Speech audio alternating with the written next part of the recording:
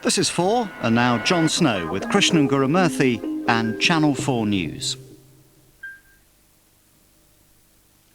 As many as 300 or more victims, but Harold Shipman will not be prosecuted for any more murders.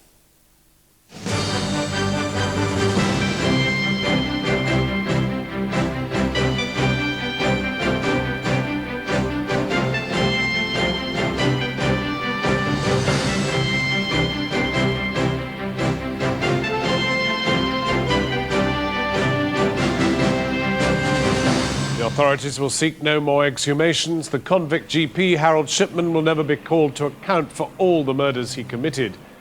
Good evening. Today's scientific account of the probabilities of just how many people the Manchester GP murdered is a grim statistical record. It shows he was, for example, 25 times more likely to be present at a patient's death than other doctors. Tonight, why can't he be held to account for more, and has enough been done to avoid it ever happening again? Also tonight, panic stations. Labour realises that one of its key pledges on youth crime is unlikely to be met before the election. In Bush's in tray, the CIA's latest assessment of future global threat, not from countries, but from terror cells and cyberspace. And built for half the price of the Dome, we take you inside a whole city of dreams built by one of Europe's most innovative architects. And the other headlines tonight, an insurance company is sacking or suspending around 90 employees for sending rude emails. One offending image was a doctored picture of the cartoon character Bart Simpson. 2 dead in the West Bank and Gaza as Palestinians protest against US peace proposals for the region. And the best teachers could get an extra £4,000 a year to keep them in their jobs. After Harold Shipman's conviction for multiple murder, there were suspicions about the other deaths on his watch. Today, statistical evidence suggests that the former GP could in fact be Europe's most prolific serial killer. A medical audit compared the number of deaths registered by Dr Shipman with those counted by other local GPs, and it showed that 236 more of his patients died in their homes or in his surgery than could have been expected. Our Home Affairs editor, Mark Easton, has been examining the statistical analysis and reports now on the horrifying picture it paints. Trust me, I'm a doctor. The Shipman case continues to undermine public faith in the medical profession. It was a row over a will that caught him, not professional concern over patient welfare. It was solicitors and undertakers who rang the alarm bells, not doctors or health professionals. Following his conviction almost exactly a year ago for the murder of 15 of his patients, the government ordered a clinical audit of his 24 years in general practice. The conclusion? Shipman almost certainly killed 236 patients, perhaps close to 300. Of the death certificates and cremation orders signed by Shipman, which could be studied, 73% were suspicious, well over half highly suspicious. The report's author, himself a former GP, says he was sickened by the horrors his research was uncovering. Filled with rage, really, that he did this to people who were completely defenseless and who trusted him. It's very difficult to comprehend. Shipman got his kicks killing elderly women, and now we believe men as well. He injected them with fatal doses of diamorphine, usually in their own homes, but today's research suggests in up to 6 cases he committed murder in his own surgery. Alarm bells must have rung, but no one listened. On average, GPs practicing in the same area as Shipman were present at a death in less than 1 in 100 cases. He was present 20% of the time. On average, relatives were present in 80% of deaths. With Shipman, it was just 40%. Quick deaths, less than half an hour, usually occurred in a quarter of cases. With Shipman, 60% of his cases died in under 30 minutes. Professor Baker trawled through hundreds of death certificates and cremation orders signed by Shipman and compared them with those from other GPs practicing in the same area at the same time. He worked out what level of deaths you'd expect and made that his baseline. So on average, a doctor's patient death numbers would be expected to hover around this line here, sometimes a bit above, sometimes below. Now look at figures for women and men aged over 75 who died in their homes or in the surgery under Shipman's care.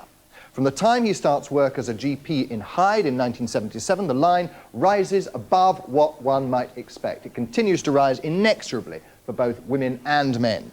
In 1992, here, when Shipman left his group surgery to practice on his own, the number of unexpected deaths shoots up.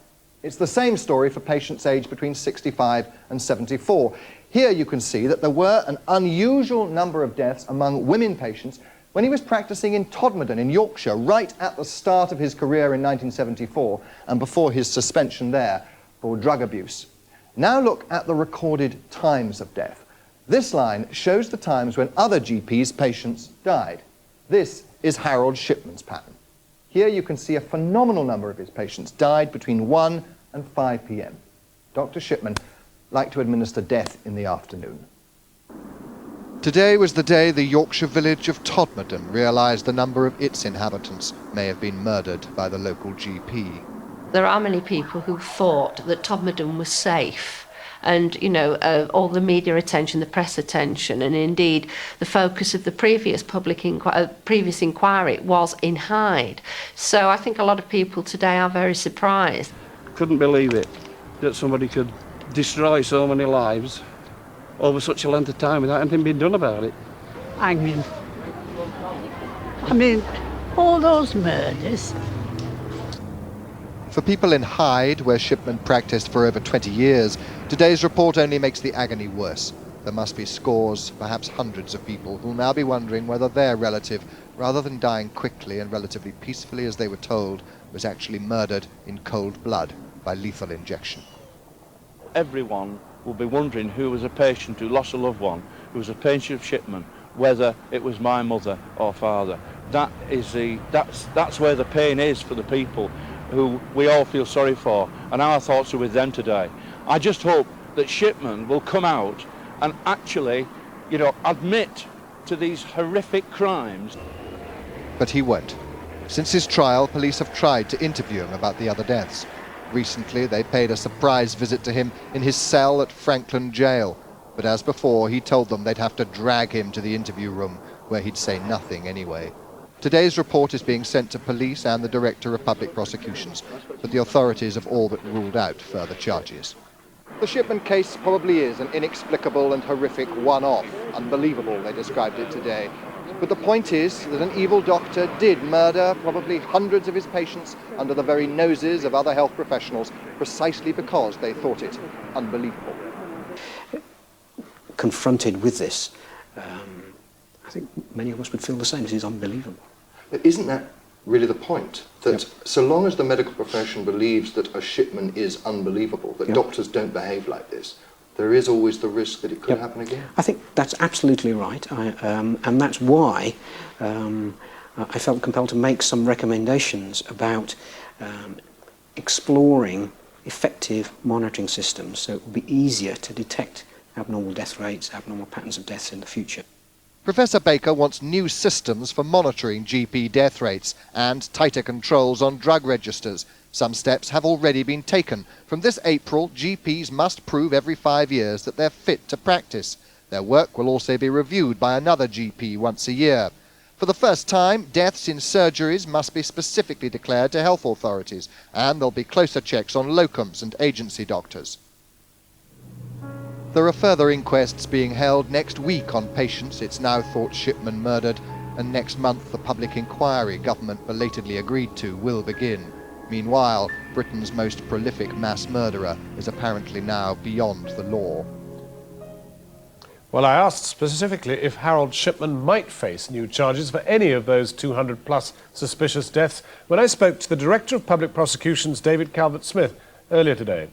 It's impossible to say which of those 200, if all perhaps, some or a majority, were murder and which may have been natural causes. We simply don't have the evidence which is required to prove guilt to the required standard in those remaining cases.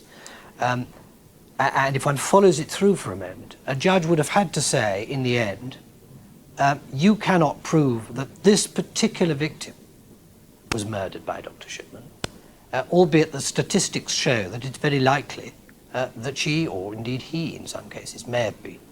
And the result in the end would have been a verdict of not guilty, which would have been worse in some respects than the current situation, whereby inquests are proceeding and the public inquiry will take place. Do you regret that, in a way, you've been put into this position, whereby, in fact, there is really nothing you can do? I regret the position that they find themselves in, that there are people, and this happens not just in this case, but in many others, where one cannot be certain as to the cause of death, whether it was murder, whether it was an accident. It could be said that it is a failure of our system to be able to cope in some respects with such an enormous crime as collectively viewed Dr. Shipman's was. And there's no mechanism whereby, given the enormity of this case, you couldn't, as it were, almost compile a class action against him, a kind of, look, you know, we think you are guilty of mass murder, and... There is no such offence known to law. We have to prove that he murdered particular named individuals. We can't simply say that on a statistical basis, and comparing the practices of other doctors in Hyde with your practice, and the fact that far more old people, in particular old women, died in your practice, means that you murdered that particular person or a number of people. We simply can't do that. Have you, or indeed has your office, been tested on anything like this ever before? No. This is, I hope and pray, unique. The Director of Public Prosecutions talking to me earlier. Well, in Hyde now is Nicola McIntosh, a solicitor representing many of Shipman's victims. Nicola McIntosh, are you resigned to the reality that there probably will be no further criminal proceedings against Shipman? I think that that's probably the correct procedure. It costs so much to actually prosecute Dr. Shipman and to defend him, which all came out of the public purse. It would be far better for that money to be invested back into the NHS to stop something like this happening again. So though it is unfortunate for the families of the victims who are still left wondering whether their loved ones were actually murdered by Shipman, on the whole, I think it's the correct decision not to continue with any more prosecutions. So is your effort now entirely vested in the public inquiry, and are you confident that a public inquiry may bring some sort of comfort to the people that you are representing? Well, I think there's two answers to that question. We're concerned with the public inquiry, but we're also concerned with the inquests. Starting next week, there's a further batch of inquests to be held with regard to the death surrounding the patients of Harold Shipman. We're also looking into persuading the coroners of both Todmorden and Tameside to re-look at some of the other inquests that we think ought to be held into the other deaths. Are you confident, and indeed are your clients confident, that measures have been taken centrally and locally to prevent anything like this ever happening again? I think at the moment it's far too early to say that. We're looking at what the public inquiry is going to bring up and the procedures that they're going to suggest ought to be implemented into the NHS. Nicola McIntosh, thank you very much indeed for joining us. Well, now, the government's Chief Medical Officer, Professor Liam Donaldson, is with me in the studio. Professor Donaldson, why are you sure that this is an event which cannot now be repeated? Well, I don't think we can ever guarantee that we won't encounter an individual with the sinister and macabre motivation of somebody like Shipman. He obviously was very devious in covering his tracks. But I think what we can say, if such a person were ever to present himself to patients in the future, we would have some of the fail-safe measures in place in the future, which we don't have now. We're going to see much less isolated practice than we have in the past. We're going to see doctors working much more in teams, auditing their practice regularly, with a requirement to examine and report untoward or suspicious incidents that occur. I mean, clearly, Professor Baker has had that one thing which none of us have, which is hindsight. Yeah. But his findings are dramatic. I mean, there are really very clear warning signs in the statistics he's able to produce that were clearly missed at the time. I mean, are you confident that we will learn the full picture from a public inquiry? Well, I think we must. I think the temptation perhaps might have been to say, well, this is such a rare event that we analyse it, we look at it, and we just hope and pray that it won't happen again. But I don't think we can afford to take that approach. If we look back to the 1980s, the last similar case of this sort was Beverly Allett, the nurse who murdered some of her patients. And although they were terrible tragedies, they were on a smaller scale than this. Measures were recommended at the time, some were implemented, but it didn't stop the same thing happening again. So I think we have to go to every length to ensure that this doesn't happen again. We can't design all our systems of quality control and quality assurance around this sort of case. We have to design them around making all the ordinary things in medicine work well, but at the far end of the spectrum is this sort of thing, and our measures have got to encompass that as well. But you recognise that there may be more things that you'll have to do, that the public inquiry indeed may reveal elements that you've not actually covered. Yes, it may well indeed, and we're looking to that. But in the last 2 years, over 50 years or so of the NHS, there was no serious attempt to deal with poor practice in medicine. We don't think it's very common. Most doctors are very good practitioners. But in the last 2 years, I particularly and the government have put in place a lot of measures on quality control, quality assurance to detect good practice. It's not easy. In some cases it requires legislation.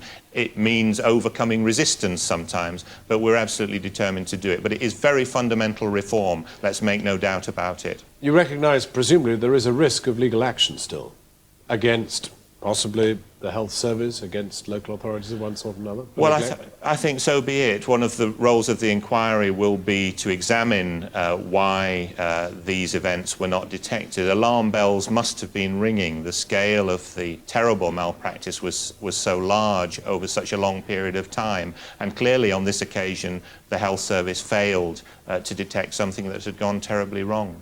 Professor Donaldson, thank you very much for joining us. But now here's Krishnan with details of some more of today's news.